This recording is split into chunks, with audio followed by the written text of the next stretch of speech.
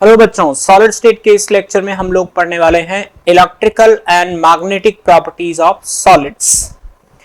तो चलिए शुरू करते हैं। सबसे पहले electrical properties. Solids based on their specific resistances और their conducting properties are classified into three categories. पहला है कंडक्टर, जिनका स्पेसिफिक कंडक्टेंस सबसे अधिक होता है 10 पावर 4 से 10 पावर 7 साइमन्स पर मीटर में। सेमीकंडक्टर, जिसका स्पेसिफिक कंडक्टेंस 10 पावर -6 से 10 पावर +4 साइमन्स पर मीटर होता है। ओम इनवर्स को साइमन्स भी बोलते हैं, इसलिए मैं ये वर्ड यूज कर रहा हूं, आप लोग इलेक्ट्रोकेमिस्ट्री में सीखेंगे। इंसुलेटर्स वो होते हैं जिनका स्पेसिफिक कंडक्टेंस एक्सट्रीमली लो होता है, they do not allow current to pass through। ठीक है। Reasons for electrical conductivity in solid state। Solid जैसे कई टाइप के हम लोगों ने अब तक पढ़ा है, जिसमें जो मेटालिक सॉलिड होते हैं they are conductor due to the presence of their free electron। उनके फ्री इलेक्ट्रॉन की वजह से सॉलिड्स में कंडक्शन होता है। और केमिकल बॉन्डिंग में इसका डिटेल आप लोग ऑलरेडी पढ़ चुके हैं मेटालिक बॉन्डिंग में, जिसमें आपने पढ़ा होगा कि एक कंडक्शन बैंड होता है, एक बैलेंस बैंड होता है।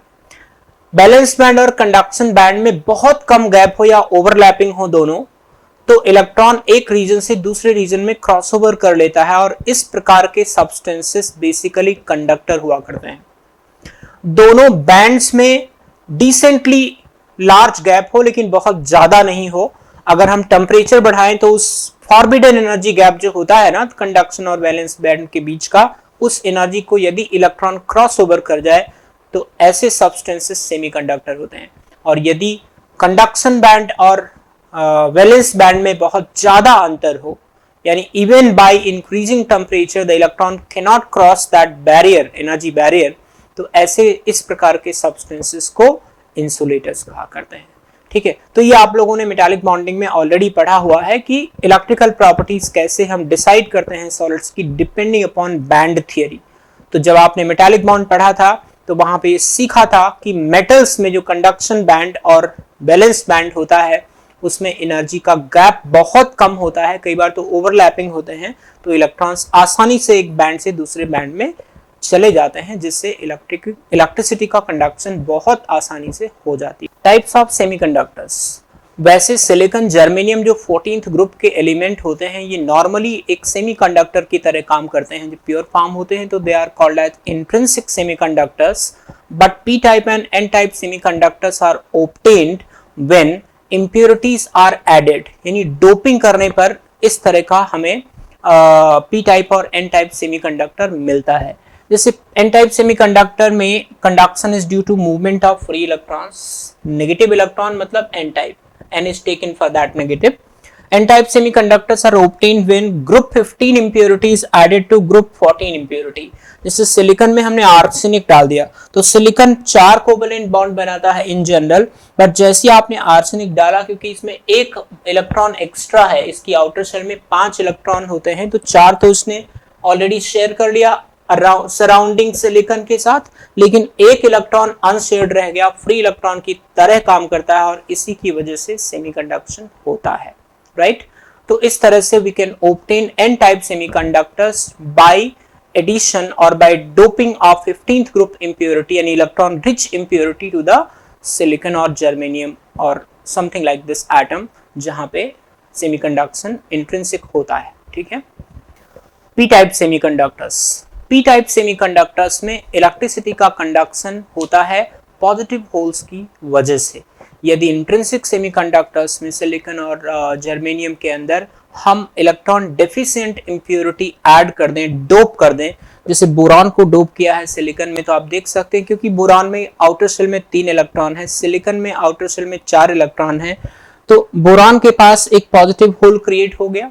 जहां पे बॉन्ड बनाना था वहां पे बिना इलेक्ट्रॉन के एक तरह से होल क्रिएट हो गया। कायदे से सिलिकॉन के सराउंडिंग में जब बोरॉन होगा या बोरॉन के सराउंडिंग में जब सिलिकॉन होगा, तो boron is forced to form a 4 bond, लेकिन उसके पास टोटल 3 ही इलेक्ट्रॉन है, तो एक पॉजिटिव होल जो बचता है उस होल्स के मूवमेंट की वजह से, मतलब अगर इस सिलिकॉन के एटम को यहां शिफ्ट कर दूं तो यही पॉजिटिव होल यहां शिफ्ट हो जाएगा, तो एक लेयर से दूसरे एक सिरे से दूसरे सिरे तक इस पॉजिटिव होल का मूवमेंट होता है और इसी मूवमेंट की वजह से इसके अंदर पी टाइप सेमीकंडक्टर्स यूज होता है। एक छोटा सा इंपॉर्टेंट पॉइंट यहाँ पे मैं हाईलाइट कर लेता हूँ। आप लोगों ने पहले भी पढ़ा होगा, फिजिक्स में भी पढ़ा होगा कि टेम्परेचर बढ़ाने पर किसी मेटल का resistance of a metal increases, conductance decreases. क्यों डिक्रीज करता है? क्योंकि जब आप टेम्परेचर बढ़ाते हो, जो आप लोगों ने इलेक्ट्रॉन सी मॉडल पढ़ा था, उसके अंदर जो कोर्स होते हैं, पॉजिटिव पार्ट होता है जो मेटल का, वो भी एजिटेट होता है, बहुत तेजी से मूव करने लगता है और इलेक्ट्रॉन के पाथ में हिंड्रेंस क्रिएट करता है। तो on increasing temperature due to movement of course, the hindrance in the flow of electron is increased. As a result resistance increases and conductance decreases for a metal. लेकिन semiconductors के लिए, जहां पे ले देखिए उनके पास बहुत थोड़ी सी कंडक्टिविटी का चांस होता है, वहां टेम्परेचर बढ़ाने पर इलेक्ट्रिकल कंडक्टेंस बढ़ती है। रीजन ये है कि जो हम बैंड थियरी पढ़े हैं उसमें जो एनर्जी का गैप होता है, बेसिकली कंडक्शन और वैलेंस और कंडक्शन बैंड के बीच में ये गैप काफी होता है। इनफैक्ट किसी सेमीकंडक्टर के बीच में डिसेंटली लार्ज एनर्जी गैप होता है। तो ये जो इलेक्ट्रॉन यहाँ पे हैं, ये इधर जाने के लिए सफिशिएंटली एनर्जी गेन कर लेते हैं जब हम टेम्परेचर बढ़ाते हैं, लिहाजा इसके अंदर कंडक्शन हो जाता है।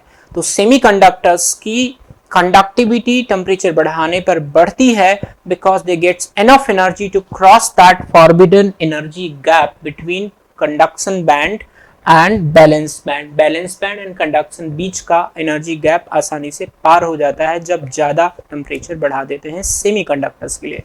तो सेमीकंडक्टर्स की कंडक्टिविटी बढ़ेगी टेम्परेचर बढ़ाने पर, मेटल की घटेगी। ठीक है, अगर टेम्परेचर घटाते जाएं किसी मेटल के लिए, बहुत लो टेम्परेचर पर लेके जाएं, तो रेजिस्टेंस ऑलमोस्ट जीरो हो जाता है।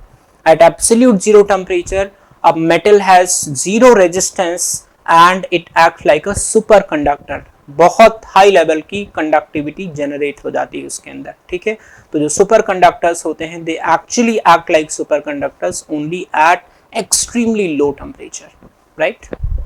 डाइलेक्ट्रिक प्रॉपर्टीज ऑफ सॉलिड, यहाँ पे दो बड़े इंपॉर्टेंट टर्म्स हैं, एक है पीजो इलेक्ट्रिसिटी, एक है पायरो इलेक्ट्रिसिटी। पीजो इलेक्ट्रिसिटी क्या है? When a polar crystal is subjected to a mechanical stress the electricity is produce, this is called as piezo electricity. Basically क्या होता है, जो पोलर क्रिस्टल होते हैं वो रैंडमली अरेंज्ड होते हैं स्पेस में, इसलिए कोई इनका डायरेक्शनल ओरिएंटेशन नहीं होने की वजह से इलेक्ट्रिसिटी का मूवमेंट नहीं होता है। बट जब मैकेनिकल स्ट्रेस डालते हैं तो यही जो पोलर मॉलिक्यूल्स होते हैं they are oriented in one direction actually, तो इसलिए इनके अंदर इलेक्ट्रिसिटी का फ्लो हो जाता है। ठीक है, तो मैकेनिकल स्ट्रेस के through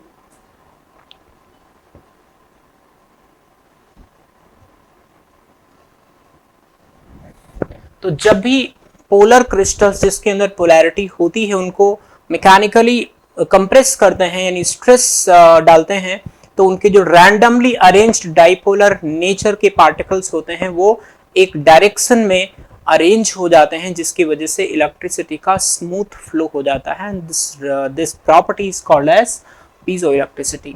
pyro word is related to temperature.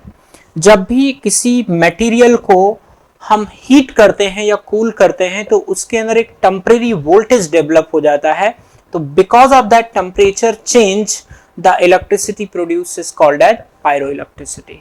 Fine, coming to magnetic properties of solids. पहले ये जान लें कि मैग्नेटिक प्रॉपर्टी होती क्यों है। It is because of orbital motion of electron, जिसके अंदर रोटेशनल मोशन भी हो सकती है और स्पिन भी हो सकती है, दोनों की वजह से मैग्नेटिज्म क्रिएट होता है।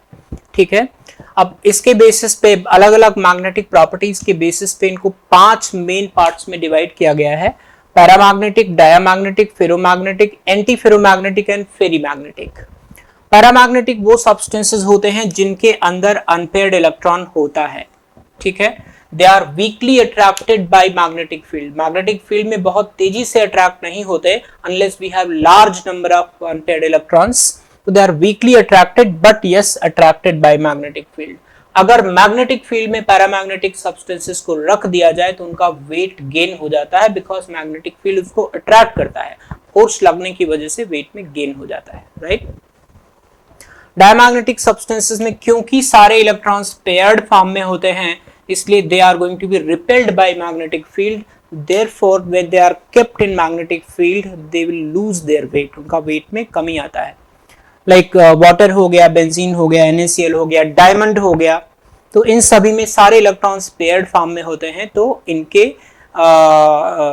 अंदर मैग्नेटिक नेचर नहीं होता है, ठीक है। Ferrimagnetic substances have large magnetic character actually. They are strongly attracted by magnetic field. This MF indicate for magnetic field. In solid state actually concept क्या है, solid state में जो metal ions होते हैं ferromagnetic substances के, they actually group together.